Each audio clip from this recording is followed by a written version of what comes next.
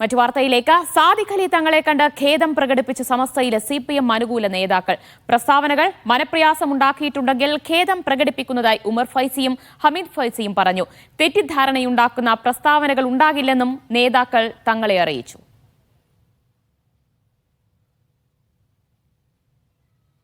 ജിഫ്രി തങ്ങളുടെ അധ്യക്ഷതയിൽ ബഹുമാനപ്പെട്ട സാദിഖ് അലി ശിഹാബ് തങ്ങൾ കൂടെ PK കുഞ്ഞാലിക്കുട്ടി സാഹിബ് ഉണ്ടായിരുന്നു.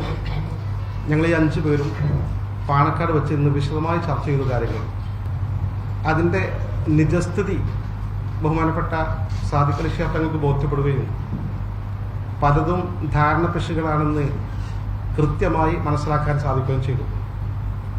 ഞങ്ങളെ സംബന്ധിച്ചിടത്തോളം വലിയ സന്തോഷം തോന്നി. ഇതിൻ്റെ നിജസ്ഥിതി തങ്ങൾക്ക് ബോധ്യപ്പെടുത്താനാവാത്തത് കൊണ്ട് വലിയ പ്രയാസവും സങ്കടവും ഞങ്ങൾക്കുണ്ടായിരുന്നു. നേർക്കുനേരെ ഈ കാര്യങ്ങൾക്ക് വിശദമായി ബോധ്യപ്പെടുത്തി തങ്ങൾക്കും അത് ഉൾക്കൊള്ളാൻ സാധിച്ചപ്പോൾ നല്ലൊരു അന്തരീക്ഷം സൃഷ്ടിക്കപ്പെട്ടു.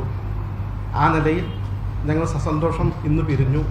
കേക്ക് വിവാദം മാധ്യമ സൃഷ്ടിയാണല്ലോ. സത്യത്തിൽ അങ്ങനെ വിവാദം ഉണ്ടായിട്ടില്ല. മുഹമ്മദ് അസ്ലം വിവരങ്ങൾ നൽകും. അസ്ലം, തങ്ങളെ കണ്ട് ഖേദം പ്രകടിപ്പിച്ചു എന്നാണ് CPM അനുകൂല നേതാക്കൾ ഇപ്പോൾ വ്യക്തമാക്കിയിരിക്കുന്നത്. ഇതോടുകൂടി സമസ്തയ്ക്കുള്ളിൽ ഒരു വെടിനിർത്തൽ യാഥാർത്ഥ്യമായി എന്ന് കരുതാമോ?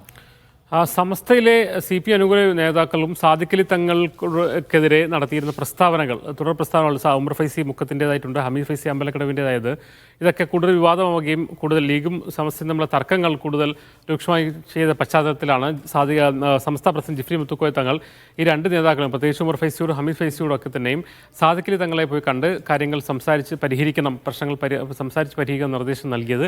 ഇതിൻ്റെ അടിസ്ഥാനത്തിലാണ് പാണക്കാട് ഇവരെല്ലാം എത്തിയത്. ഹമീദ് ഫൈസിയും അതോടൊപ്പം തന്നെ ഉമർ ഫൈസിയും മറ്റ് വാക്കോട് മുസ്ലിയാർ തുടങ്ങി നിരവധി 5 പേരുണ്ടായിരുന്നു.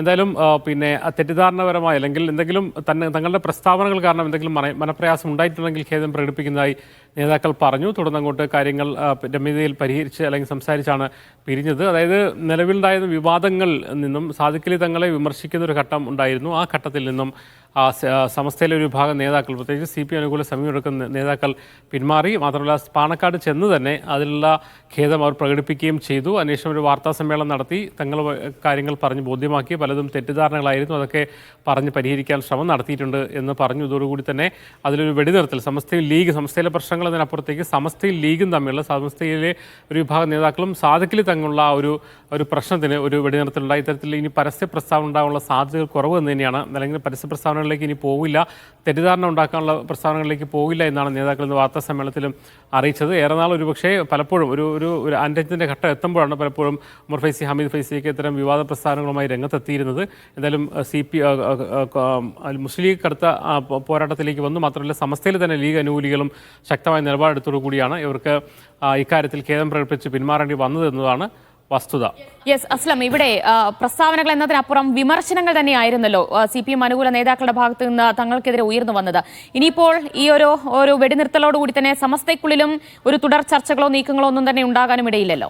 തീർച്ചയായും സാദിഖ് അലി തങ്ങളെക്കെതിരായ നീക്കം, ലീഗിനെതിരായ നീക്കത്തെ ചൊല്ലിയാണ് സമസ്തയ്ക്കകത്ത് തന്നെ ആഭ്യന്തര പ്രശ്നങ്ങൾ രൂപപ്പെട്ടത്. അതിനെ തുടർന്നാണ് ഉമർ ഫൈസിയെ പുറത്താക്കണമെന്ന ആവശ്യമൊക്കെ സമസ്തയ്ക്കകത്ത് തന്നെ ഉയർന്നത്. സ്വാഭാവികമായിട്ടും തങ്ങളുമായിട്ട് ഈ പ്രശ്നങ്ങൾ പരിഹരിച്ചതോടുകൂടി തന്നെ സമസ്തയ്ക്കകത്തുണ്ടായ പ്രശ്നങ്ങളിലും പരിഹാരം ഉണ്ടാകും. 2 കാര്യങ്ങളാണ്. ഒന്ന്, സാദിഖ് അലി തങ്ങളെ കാലി ആളെ യോഗ്യത ഇല്ല എന്നുൾപ്പെടെയുള്ള പറഞ്ഞുകൊണ്ട് അദ്ദേഹത്തിനെ കൊച്ചാക്കാനുള്ള ഒരു ശ്രമം. 2, ക്രിസ്ത്യൻ മതവിഭാഗങ്ങൾ നേതാക്കളുമായി ഒരു സൗഹാർദ്ദം ഉണ്ടാക്കാനുള്ള ശ്രമങ്ങളെ അതിലൊരു അത്തരം കാര്യങ്ങളിൽ പങ്കെടുക്കുന്ന ഇസ്ലാമിക നിഷിദ്ധമാണെന്ന രീതിയിലുള്ള പ്രസ്താവന നടത്തി. ഇതിലൂടെയൊക്കെ ഒന്ന് തങ്ങളും അല്ലെങ്കിൽ ലീഗും സംസ്ഥാനമുള്ള വിടവ് വലുതാവുന്നു. 2, മതസൗഹാർദ്ദത്തിന് തന്നെ കോട്ടം തട്ടുന്ന രീതിയിലേക്ക് പോകുന്ന ഘട്ടത്തിലെത്തിയപ്പോൾ ഇന്നലെ കഴിഞ്ഞ ദിവസങ്ങളിലൊക്കെ തന്നെ വളരെ രൂക്ഷമായിട്ടാണ് മുസ്ലിം നേതാക്കൾ പ്രതികരിച്ചത്. സംസ്ഥയ്ക്കകത്തും അത് വലിയ ചർച്ചകൾ ഉണ്ടാക്കിയിരുന്നു. എന്തായാലും ജിഫ്രി തങ്ങളുടെ നിർദ്ദേശപ്രകാരം നേതാക്കൾ അവിടെ എത്തി കാര്യങ്ങൾ സംസാരിച്ചു.